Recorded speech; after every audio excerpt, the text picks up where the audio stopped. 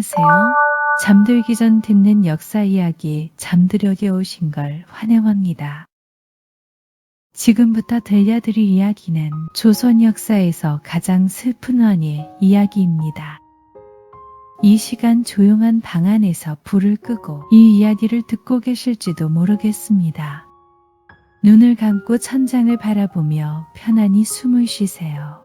이 채널은 잠들기 전 편안하게 들을 수 있는 조용한 역사 이야기를 전해드리는 곳입니다. 이제 우리는 아주 오래된 시간 속으로 천천히 걸어 들어가 보겠습니다. 조선의 한 어린 왕의 이야기입니다. 조선에서 가장 위태로운 삶을 살게 된 어린 왕 단종의 삶은 처음부터 외로운 길 위에 놓여 있었습니다. 그 아이는 사실 태어날 때부터 아주 좋은 운명을 타고난 아이였어요. 할아버지는 조선을 가장 빛나게 만든 조선의 역사상 가장 위대한 왕이라 불리는 세종대왕이었죠. 백성을 생각했고 나라를 안정시켰으며 역사에 길이 남을 수 많은 업적을 남긴 왕이었으며 그 뒤를 이은 왕 문종이 아이의 아버지예요. 학문에 밝고 성품이 온화해서 정치를 안정적으로 이어갈 인물로 평가받던 왕이었습니다. 어머니인 현덕왕후 역시 단정하고 조용한 성품으로 궁궐 사람들의 신망을 받던 왕비였어요. 모든 것이 갖춰져 있었습니다. 위대한 할아버지, 안정된 아버지, 존경받는 어머니, 누가 보더라도 이 아이는 조선의 평화로운 시대를 이어갈 완벽한 왕이 될 운명이었습니다. 하지만 그 운명은 너무도 쉽게 깨져버립니다. 그날 밤 왕자가 태어났습니다. 온 나라에 경사가 전해지고 궁궐에는 기쁨이 넘쳐났었죠. 하지만 그 기쁨은 오래가지 못했습니다. 아이를 낳은 직후 왕비의 상태가 급격히 나빠져 버렸으니까요. 숨이 가빠졌고 몸은 점점 식어가고 있었죠. 그리고 그 다음날 현덕왕후는 세상을 떠나게 됩니다. 태어난 지 단 하루, 그 아이는 어머니를 잃습니다. 왕자의 이름은 홍위.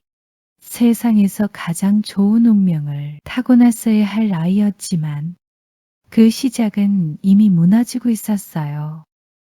그리고 그 균열은 멈추지 않았습니다. 아버지 문종은 왕이 된 뒤에도 경을 이기지 못했고 할아버지 세종 역시 이미 세상을 떠난 뒤였으니까요. 그리고 어머니 없이 자라는 손자를 특별히 아꼈던 세존이 왕비였던 할머니 소원 왕후 역시 단종이 아직 어린 5살 나이였을 때 세상을 떠나고 말아버리죠. 궁궐에서 손을 잡아줄 또 한 사람이 사라진 것이었어요. 아버지 문종은 외로운 아들을 매우 아꼈다고 합니다. 때때로 왕자를 곁에 앉혀 책 이야기를 들려주고 나라의 일에 대해 이야기하기도 했다고 하는데요. 하지만 그 시간도 오래 이어지지 않았습니다. 문종은 오랫동안 알아오던 병으로 왕위에 오른 지 약 2년 만에 세상을 떠나고 맙니다. 그때 어린 왕 단종의 나이 불과 12살이었습니다. 어머니도 할머니도 그리고 아버지도 궁궐에서 자신을 지켜주던 어른들이 모두 세상을 떠나고 권력과 암투가 도사리는 거대한 궁궐 안에서 고아나 다름없이 홀로 남게 되었습니다. 결국 12살의 어린 왕이 조선의 왕자에 홀로 오르게 됩니다. 그리고 이 모든 것을 지켜보는 한 사람이 있었습니다.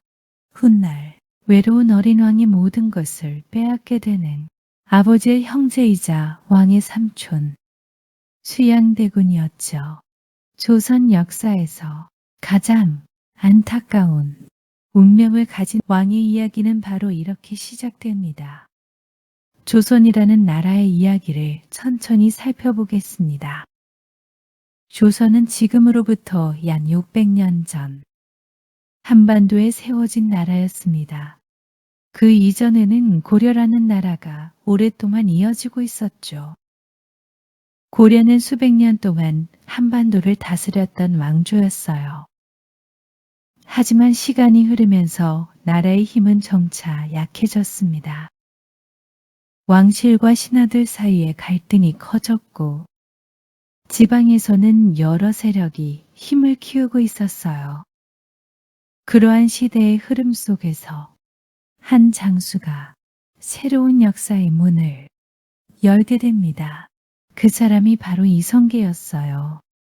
이성계는 고려의 장군이었지만 새로운 나라를 세우게 되었고 그다 바로 조선의 첫 번째 왕태조가 되었습니다. 태조 이성계는 새로운 나라의 수도를 정해야 했어요. 고려의 수도는 개경이었지만 새 왕조는 새로운 중심을 필요로 했으니까요. 그래서 선택된 곳이 바로 지금의 서울에 해당하는 한양이었어요. 한양은 산과 강으로 둘러싸인 곳이었습니다. 북쪽에는 높은 산이 있었고 남쪽에는 큰 강이 흐르고 있었어요. 그 강이 바로 오늘날 우리가 알고 있는 한강입니다.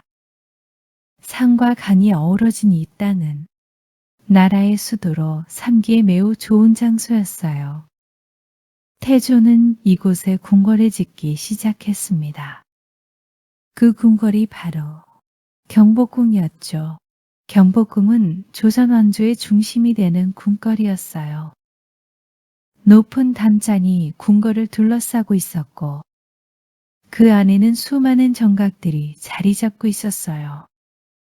왕이 정사를 보는 곳, 왕이 머무는 곳, 왕비가 지내는 곳, 왕자들이 생활하는 곳 등 궁궐 안에는 각각의 역할을 가진 건물들이 있었습니다.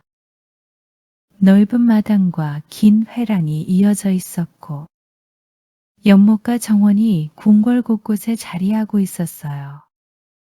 꽃이 피었고 연못 위에 연잎이 넓게 퍼졌으며 때론 마당에 은행잎이 떨어지고 기와 지붕 위로 눈이 소복히 내려 쌓이는 것. 궁궐은 계절의 변화를 아주 조용하게 품고 있는 곳이었습니다. 하지만 그 궁궐 안에서는 나라의 중요한 일들이 매일 논의되었고 왕은 나라의 모든 일을 살펴야 했습니다. 어느 지방에 가뭄이 들었는지, 어느 지역의 백성들이 어려움을 겪고 있는지, 이웃나라와 어떤 관계를 유지해야 하는지, 나라의 군사 문제도, 나라의 세금 문제도 모두 궁궐 안에서 결정되었습니다. 왕이라는 자리는 단순히 높은 자리가 아니었어요. 나라의 책임을 모두 짊어지는 자리였습니다. 그래서 조선에서는 왕이 되는 과정도 매우 중요하게 여겨졌어요. 왕위가 대개 아버지에서 아들로 이어지는 방식이었고 왕에게 아들이 여러 명 있을 때 그 중에서 왕이 정한 아들이 세자가 됩니다. 세자는 어린 시절부터 특별한 교육을 받았습니다. 세자는 따로 지내는 궁이 있었고 세자를 가르치는 스승들이 있었습니다. 스승들은 세자에게 책을 읽어주고 역사를 가르치고 나라를 다스리는 법을 설명했습니다. 세자는 단순히 공부만 하는 것이 아니었습니다. 왕이 되기 위해 필요한 예절과 마음가짐도 함께 배워야 했습니다. 사람을 어떻게 대해야 하는지, 신하들의 말을 어떻게 들어야 하는지, 백성들의 삶을 어떻게 살펴야 하는지, 그 모든 것들이 세자의 교육 속에 담겨 있었어요. 세자가 충분히 성장하고 왕이 세상을 떠나게 되면 그 다음 왕은 자연스럽게 세자가 됩니다. 이것이 조선 왕조가 수백 년 동안 이어온 기본적인 방식이었어요. 하지만 역사 속에서 그 과정이 항상 평온했던 것은 아니었죠. 왕이라는 자리는 나라에서 가장 큰 권력이 있는 자리였어요. 그래서 때로는 그 자리를 둘러싸고 갈등이 생기기도 했습니다. 왕실 안에서는 여러 인물들이 함께 살아가고 있었습니다. 왕의 어머니인 데비, 왕의 아내인 왕비, 왕의 형제들, 왕의 삼촌들, 왕자들과 공주들, 이렇게 많은 사람들이 궁궐 안에서 서로 다른 공간에 나뉘어 살고 있었어요. 궁궐 안의 삶은 겉으로 보기에는 매우 화려해 보였죠. 비단 옷을 입고 정성스럽게 준비된 음식을 먹고 아름다운 건물 속에서 살아가는 삶. 그러나 그 안에는 늘 조심스러운 긴장이 함께 있었습니다. 왕실은 가족이기도 했지만 동시에 권력의 중심이기도 했기 때문에요. 같은 가족이라 하더라도 나라의 일과 관련되면 서로 다른 생각을 가질 수 있었습니다. 그래서 궁궐 안에서는 말 한마디도 조심스럽게 해야 했어요. 사람들은 예의를 지켰고 정해진 절차를 따랐습니다. 왕 앞에서는 고개를 숙였고 왕실의 규칙을 어기지 않도록 항상 신경을 썼습니다. 이처럼 조선의 왕실은 겉으로 보기에는 고요했지만 그 안에는 복잡한 관계들이 얽혀있는 공간이었습니다. 그리고 바로 그 왕실 안에서 오늘 이야기의 주인공이 태어나게 됩니다. 궁궐의 높은 담 안에서 한 아이가 태어났습니다. 그 아이의 이름은 홍위였습니다.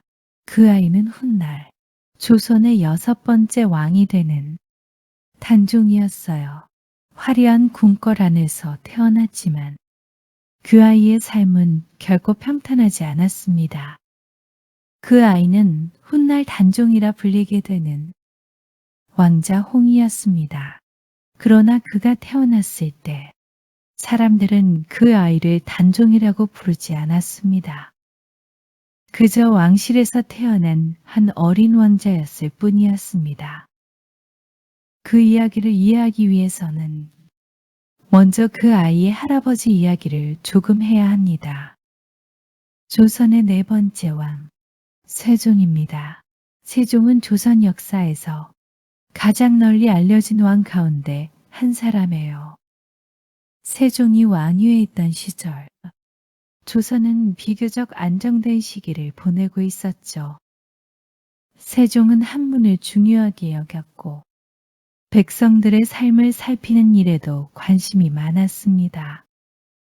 그는 학자들을 궁궐로 모아 여러 연구를 진행하도록 했어요. 천문을 관측하는 기구가 만들어졌고 비가 얼마나 내렸는지 측정하는 기구도 만들어졌습니다.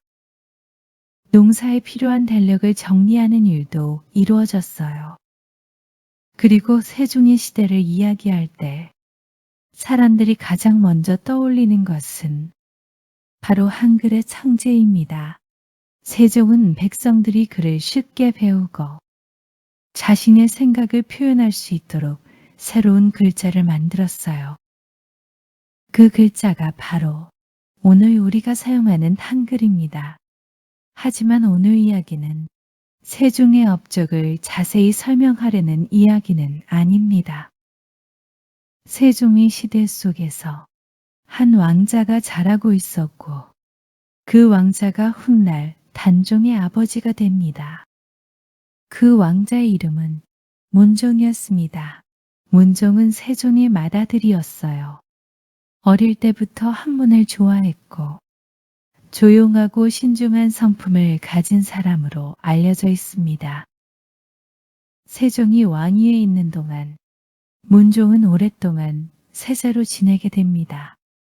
세자는 왕이 될 준비를 하는 자리였어요. 그래서 문종은 젊은 시절부터 나라의 일에 참여하게 됩니다. 세종을 도와 정치를 배우고 신하들과 이야기를 나누고 나라의 여러 문제를 함께 살폈죠. 그렇게 오랜 세월 동안 문종은 왕이 될 준비를 하고 있었습니다. 그리고 어느 날 문종에게도 한 아이가 태어났어요. 왕실에는 조선 왕가의 대를 이을 새 생명의 탄생이 찾아온 것이었습니다. 그 아이가 바로 왕자 홍이었습니다. 궁궐 안에서는 왕자의 탄생을 기쁘게 맞이했습니다. 왕실에서 태어난 아이는 나라 전체의 관심을 받는 존재였으니까요. 국민들은 아이를 정성스럽게 돌보았죠. 유모들이 아이를 품에 안고 잠을 재우기도 했고, 궁궐 안에서는 아이의 건강을 위해 여러 사람들이 노력했습니다. 그러나 그 기쁨 속에는 깊은 슬픔이 함께 있었어요. 아이의 어머니였던 현덕왕후가 아이를 낳은 뒤 얼마 지나지 않아 세상을 떠났기 때문이요. 왕자 홍이는 태어나자마자 어머니를 잃었습니다. 그러나 궁궐 안에는 많은 사람들이 있었기에 왕자의 할머니도 있었고 궁인들도 있었고 왕실의 여러 사람들이 아이를 함께 돌보았습니다. 그러나 어머니라는 존재는 누구도 대신할 수 없는 자리였어요. 어린 왕자는 어머니의 품을 기억하지 못한 채 자라야 했습니다. 궁궐은 넓고 화려한 곳이었지만 때로는 아주 고요한 곳이기도 했으니까요. 높은 담장이 둘러싸고 있는 그 공간 안에서 아이의 하루는 조용히 흘러갔습니다. 왕자들은 궁궐 안에서 특별한 교육을 받으며 자라게 됩니다. 어린 시절부터 글을 읽는 법을 배우고 예절을 익히고 역사를 공부했어요. 왕자 홍이도 예외가 아니었죠. 궁궐 안에는 왕자들이 공부하는 공간이 따로 마련되어 있었습니다. 그곳에서 왕자는 하루하루 학문을 배웠어요. 아침이 되면 왕자는 일찍 일어나야 했죠. 봉인들이 조심스럽게 방 안으로 들어와 왕자를 깨웠습니다. 몸단장을 하고 의복을 갖추고 뱀이 얼까요? 어른들께 인사를 드리는 것으로 왕자의 하루가 시작되었습니다. 그 뒤에는 공부가 이어졌어요. 왕자의 앞에는 책이 놓였고 스승이 글을 읽어주었습니다. 논어맹자 대학 주명, 이러한 유교 경전들이 왕자의 교육에서 중요한 책이었습니다. 왕자는 스승의 말을 들으며 한 글자씩 읽고 그 뜻을 이해하려 노력했어요. 어린 나이였지만 왕자는 총명한 아이였다고 전해집니다. 책을 이해하는 능력이 있었고 스승의 말을 주의 깊게 들었습니다. 하지만 왕자의 삶은 일반 아이들의 삶과는 조금 달랐어요. 궁궐 밖에서 자라는 아이들은 마당에서 뛰어놀고 친구들과 장난을 치기도 했습니다. 하지만 왕자는 늘 많은 사람들의 시선을 받으며 살아야 했습니다. 왕자의 행동 하나하나가 궁궐 안에서 기록되고 사람들의 눈에 띄었어요. 그래서 왕자는 조심스럽게 행동해야 했습니다. 어린 나이였지만 왕자는 이미 왕실의 규칙 속에서 살아가고 있었습니다. 그럼에도 불구하고 왕자에게도 따뜻한 시간이 있었습니다. 아버지 문종과 함께하는 시간이었어요. 문종은 조용한 성품의 사람이었지만 아들을 아끼는 마음이 컸다고 전해지죠. 때때로 왕자는 아버지 곁에 앉아 이야기를 들었습니다. 문종은 책 이야기를 하기도 했고 나라의 역사 이야기를 들려주기도 했어요. 왕자에게는 그 시간이 소중한 기억으로 남았을 것입니다. 하지만 그 시간은 그리 오래 이어지지 않았어요. 문종의 건강이 점점 나빠지고 있었기 때문입니다. 문종은 젊은 시절부터 몸이 약한 편이었어요. 세월이 흐르면서 그 병세는 점점 심해졌었죠. 궁궐 안에서는 왕의 건강을 걱정하는 목소리가 커지고 있었습니다. 그리고 특히 문종의 효심이 건강을 더욱 악화시키는데 일조를 하는데요. 1446년 어머니 소원 왕후의 죽음 앞에서 3년의 시간을 견뎌냅니다. 그리고 곧 이어 아버지 세종이 세상을 떠나자 문종은 병약한 몸으로 또다시 3년상을 치르게 됩니다. 어린 왕자 홍희는 아버지의 건강이 점점 약해지고 있다는 사실을 얼마나 이해하고 있었을까요? 아직 어린 나이였던 왕자는 그저 아버지의 얼굴이 점점 수척해지고 있다는 사실만 어렴풋이 느끼고 있었을지도 모릅니다. 그리고 시간이 흐르면서 왕자의 삶은 커다란 변화를 맞이하게 됩니다. 그 변화는 왕자 홍희가 조선의 왕이 되는 순간으로 이어집니다. 그때 왕자의 나이는 불과 12살이었습니다. 조선의 궁궐 안에서 시간은 언제나 조용히 흐르고 있었어요. 아침이 되면 궁궐의 문이 열리고 신하들이 궁궐 안으로 들어왔습니다. 긴 회랑을 따라 발걸음이 이어졌고 왕이 정사를 보는 정각한 마당에는 정해진 자리에 사람들이 서게 됩니다. 그곳에서 나라의 일이 논의되었어요. 그러나 그 시기 궁궐 안에는 조용한 걱정이 하나 자리하고 있었습니다. 왕의 건강이었죠. 세종의 뒤를 이어 왕이 됨. 문종은 원래부터 몸이 강한 사람은 아니었습니다. 젊은 시절부터 몸이 약한 편이었고 오랫동안 병을 앓아왔다는 기록이 남아 있습니다. 문종은 세자로 지낸 시간이 매우 길었어요. 세종이 오랫동안 왕위에 있었기 때문에 문종은 젊은 시절부터 나라의 일을 배우며 수십 년 동안 세자로 지내야 했죠. 세자로 지내는 동안 문종은 학문에 많은 시간을 들였습니다. 그는 글 읽기를 좋아했고 학자들과 토론하는 것을 즐겼어요. 그러나 그런 생활은 몸을 더욱 약하게 만들기도 했습니다. 역사 기록에 따르면 문종은 특히 종기와 피부병으로 고생했다고 전해집니다. 종기는 몸에 염증이 생겨 크게 부어오르는 병이에요. 그것이 심해지면 열이 나고 통증이 심해지기도 합니다. 문종은 이런 종기가 몸 여러 곳에 생겼다고 기록되어 있습니다. 특히 등과 허리 쪽에 큰 종기가 생겼다는 기록도 있죠. 이 병은 단순히 피부에 생기는 문제로 끝나지 않았습니다. 몸이 약해지고 열이 오르내리고 기력이 점점 떨어지게 됩니다. 문종의 병세도 시간이 흐르면서 점점 심해졌어요. 세종이 세상을 떠난 뒤 문종은 조선의 왕이 되었습니다. 왕위에 오른 순간 나라의 모든 책임이 그의 어깨 위로 올라왔어요. 왕은 매일 신하들을 만나야 했고 나라의 여러 문제를 해결해야 했습니다. 가뭄이 들면 대책을 세워야 했고 세금 문제도 살펴야 했습니다. 이웃나라와의 외교 문제도 왕이 직접 판단해야 하는 일 가운데 하나였어요. 그러나 왕의 몸은 그 무게를 오래 버텨내기 어려웠습니다. 문종의 재위 기간은 생각보다 길지 않았어요.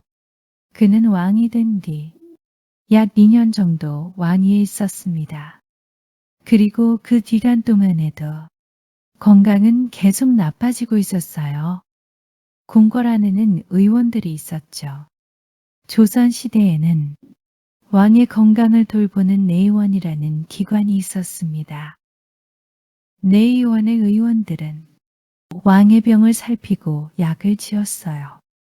약재를 다려 왕에게 올리고 왕의 상태를 기록했습니다. 그러나 그 시대의 의술로는 문종의 병을 완전히 고치기 어려웠습니다. 항생제가 없었기 때문입니다.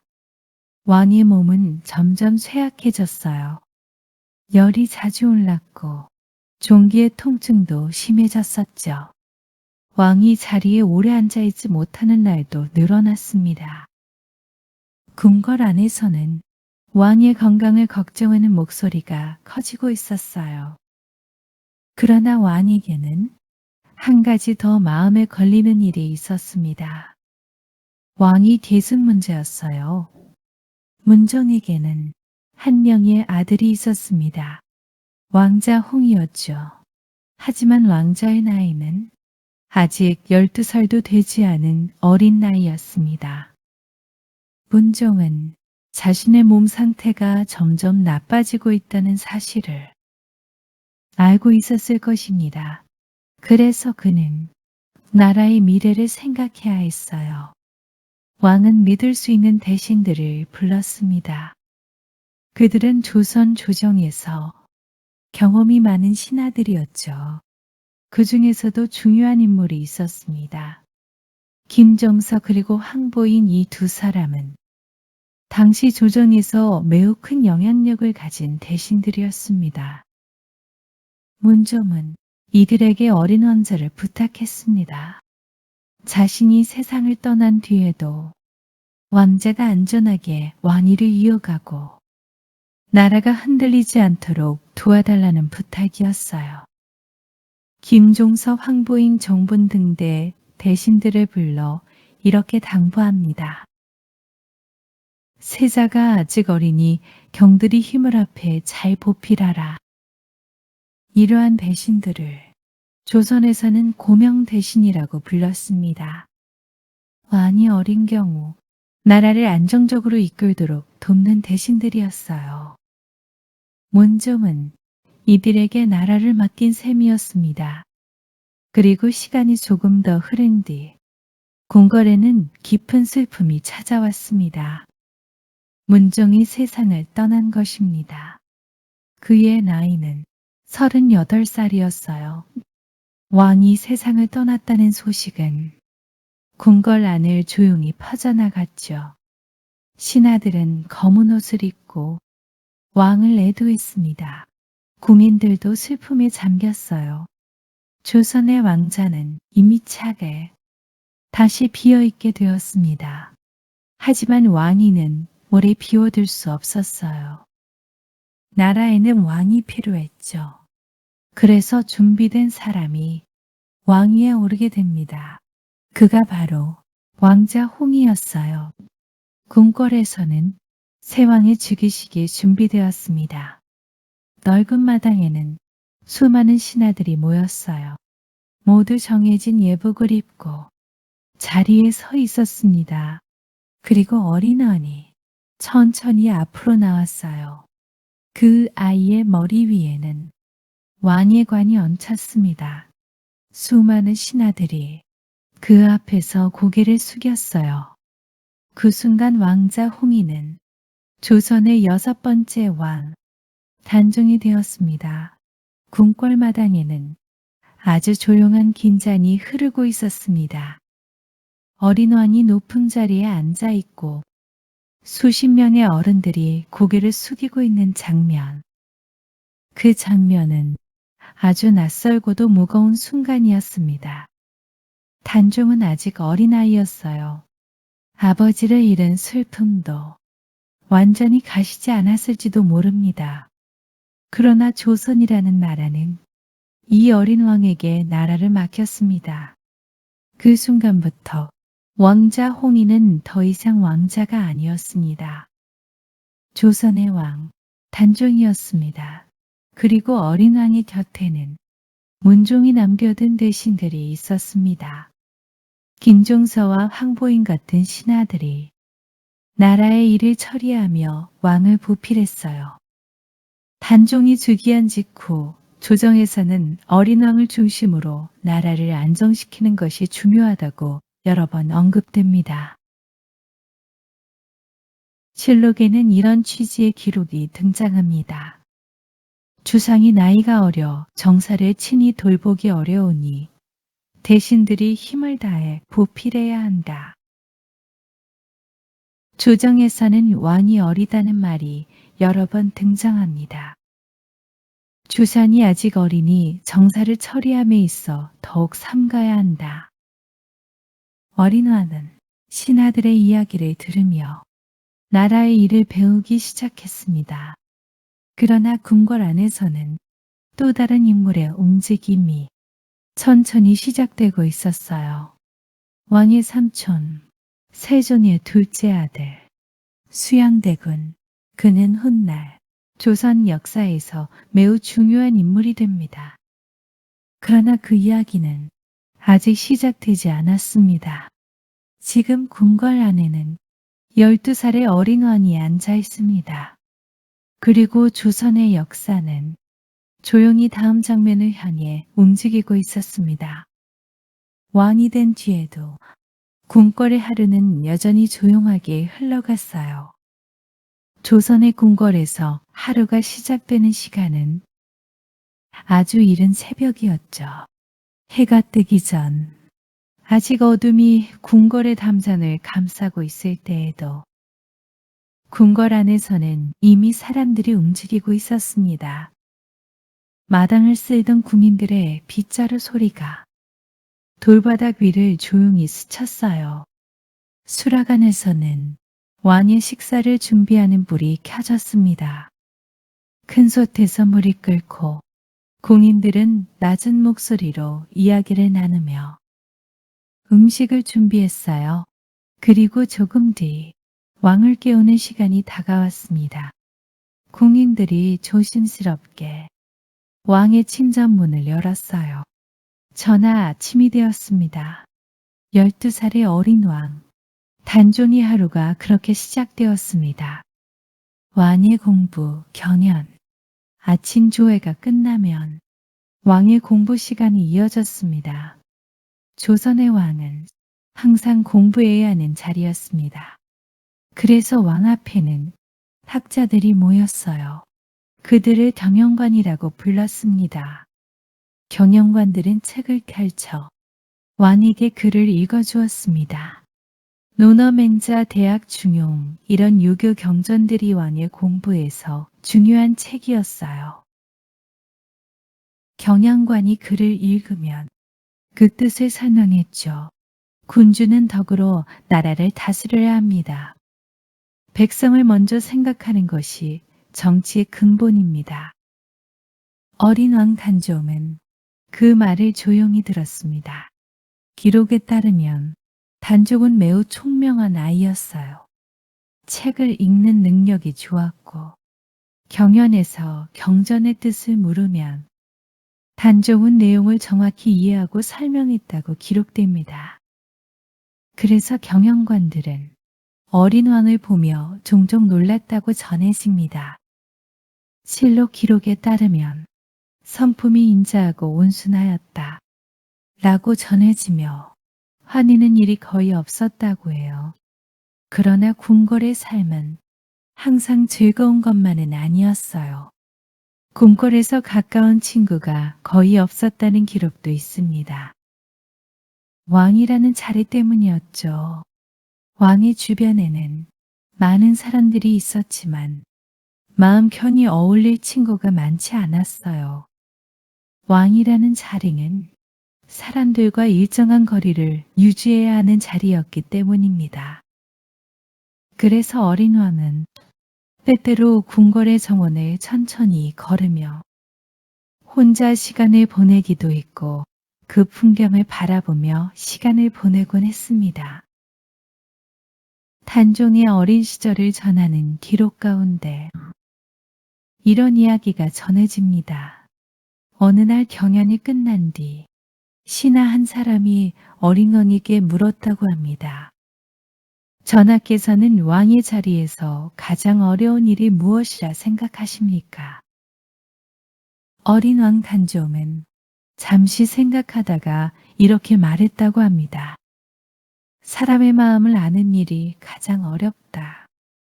12살의 아이가 한 말이라고 하기에는 꽤 깊은 생각이 담긴 말이었어요. 신하들은 그 말을 듣고 조용히 고개를 끄덕였다고 해요. 단종이 남긴 시. 단종은 어린 나이였지만 그를 좋아했던 왕이었습니다. 그래서 몇 편의 시가 기록으로 전해지고 있습니다. 그중 하나가 훗날 유배지에서 지었다고 전해지는 시예요. 이 시는 단종의 마음을 전해주는 대표적인 시로 알려져 있죠. 단종의 시 한 소절입니다. 제목 자규시. 고운 임금궁을 떠난 뒤로 외로운 몸 푸른 산속을 떠도네. 밤마다 잠을 청해도 참잠 들지 못하고 해마다 원망은 끝이 없구나. 이 시는 훗날 단종이 영월로 유배된 뒤 남긴 시로 전해집니다. 자규라는 새는 옛 이야기에서 슬픔을 상징하는 새로 등장합니다. 단종은 자신의 처지를 그 새에 비유하며 이 시를 남겼다고 전해져요. 어린 나이에 왕이 되었고 또 어린 나이에 왕위에서 쫓겨나게 되는 그의 운명이 이 시 속에 담겨 있습니다. 어린 왕 단종이 궁궐에서 하루하루를 보내는 동안 조선의 정치도 조용히 움직이고 있었습니다.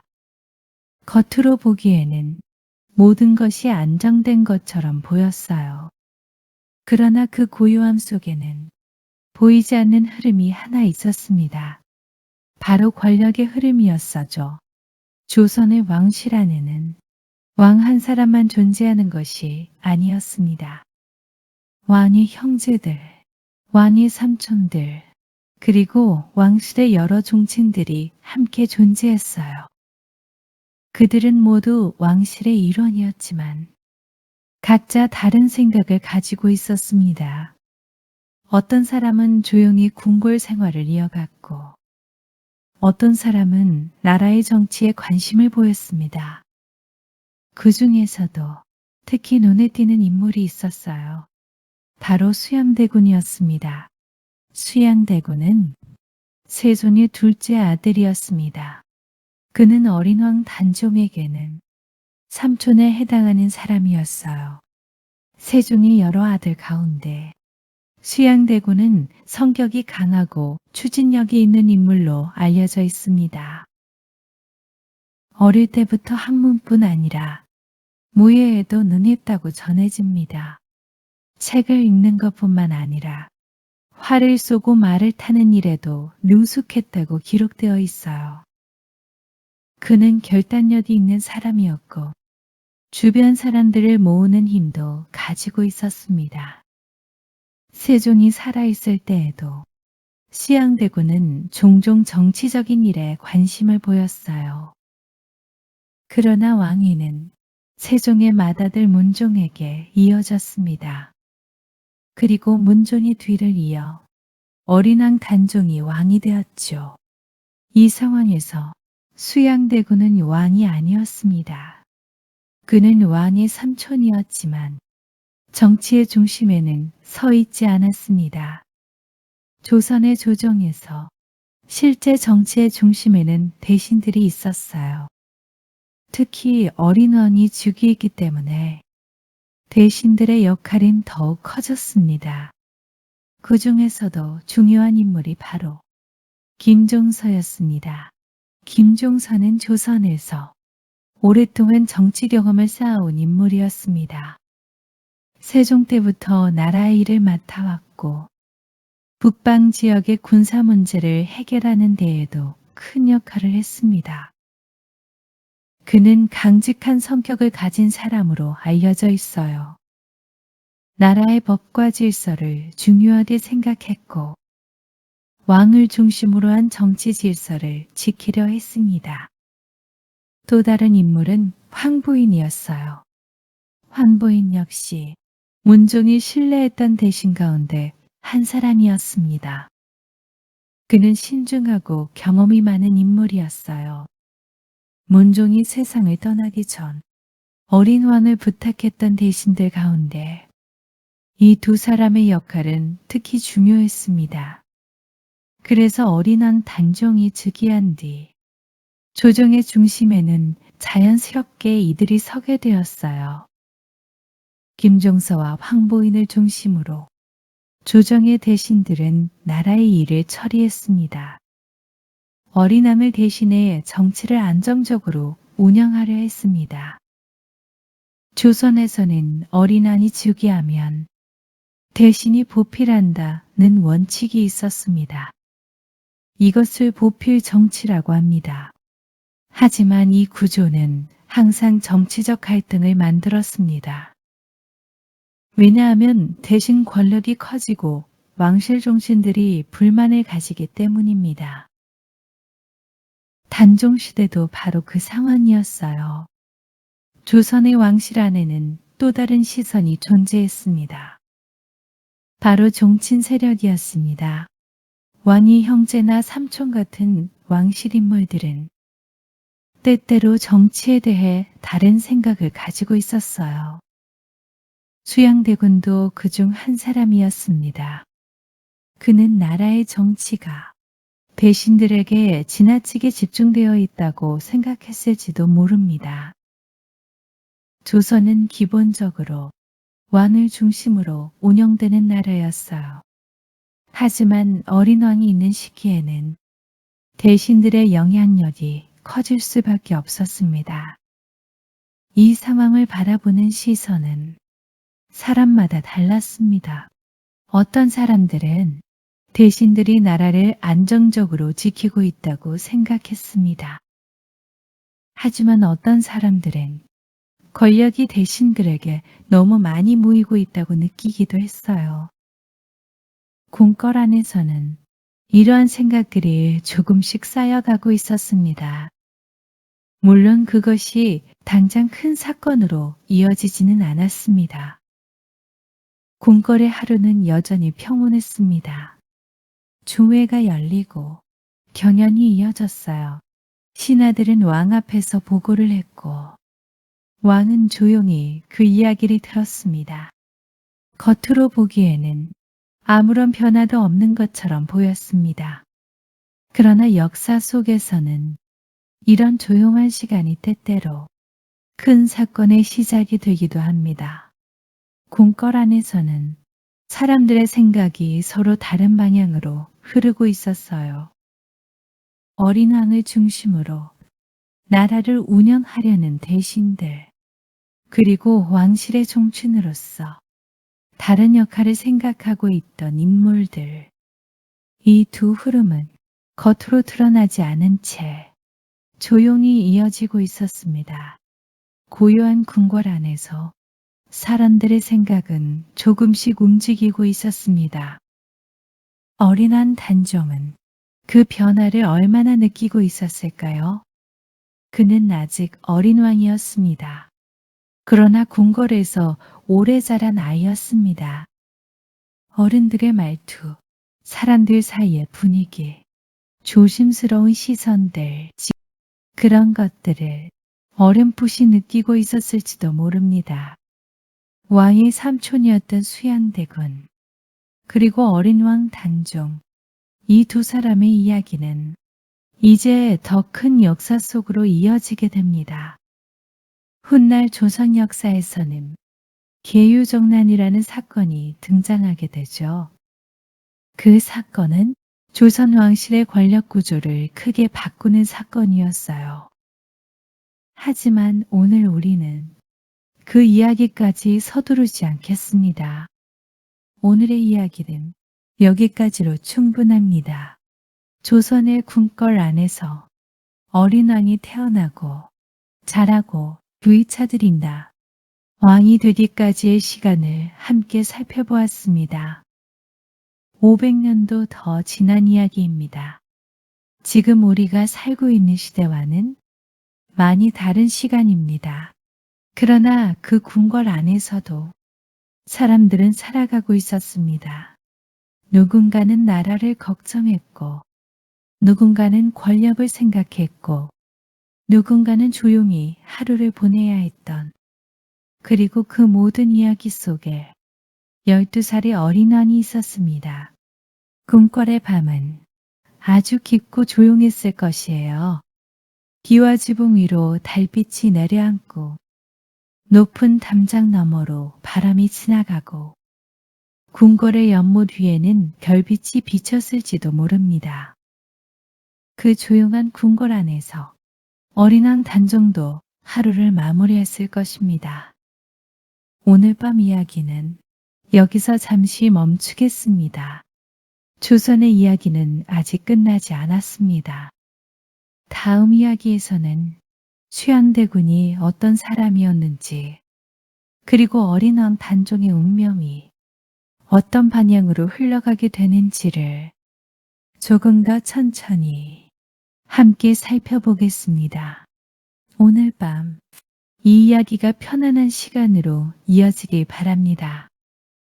오래된 역사 속 이야기들이 조용한 밤을 지나 편안한 잠으로 이어지길 바랍니다. 다음 이야기에서 다시 만나겠습니다. 구독과 좋아요 꼭 눌러주시면 감사하겠습니다. 오늘도 편안히 주무세요.